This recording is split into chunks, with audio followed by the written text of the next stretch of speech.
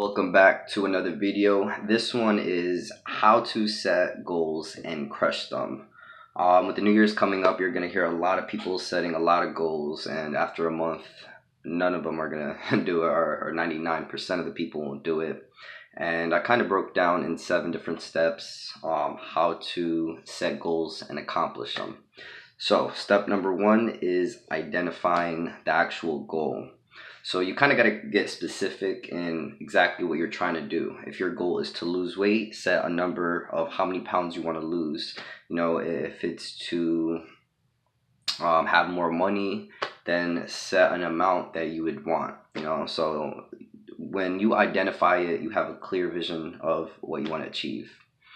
Step number 2 is setting a deadline. So when you don't have a deadline, you don't have any urgency behind you, so you're like, okay, well, I'm going to lose weight, in a year, you're just going to kind of be sitting around not doing anything. But now if you say, okay, well, my deadline is in 3 months and I plan on losing 20 pounds by then you have a lot more urgency to actually get it done.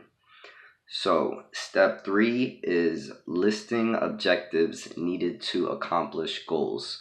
So what objections are you going to need to get this thing done? So going back to the weight loss example, that would be signing up for the gym. That would be kind of taking a look at your diet, maybe tracking the calories you intake.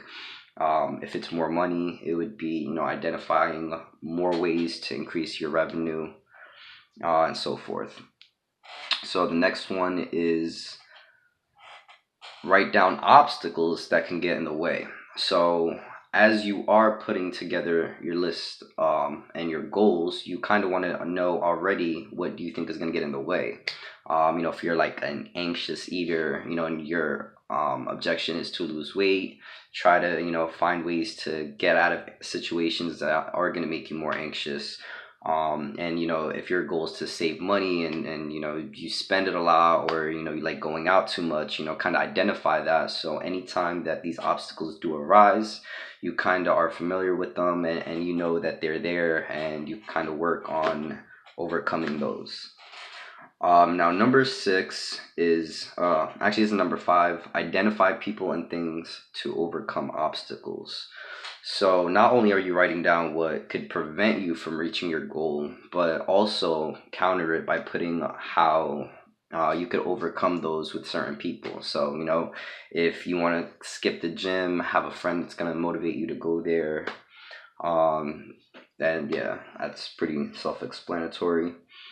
Number 6 is make a list of skills that you need to accomplish the goals. So write down the skills that you already have that could help you achieve the goal.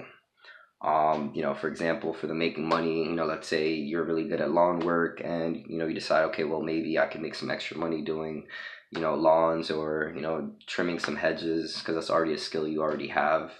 That will also help towards the goal. And then the last one, number 7, is develop a plan to accomplish the goals. So ultimately, a goal is just a broken down, a goal is just the outcome. But when you break it down into steps that are, easy to do one at a time, then you actually have the recipe to be able to get those things done. So it is very important to develop a plan for it. Because without a plan, you're not going to get anywhere. You got to plan for a huge road trip, so you definitely have to plan, because life is a big road trip.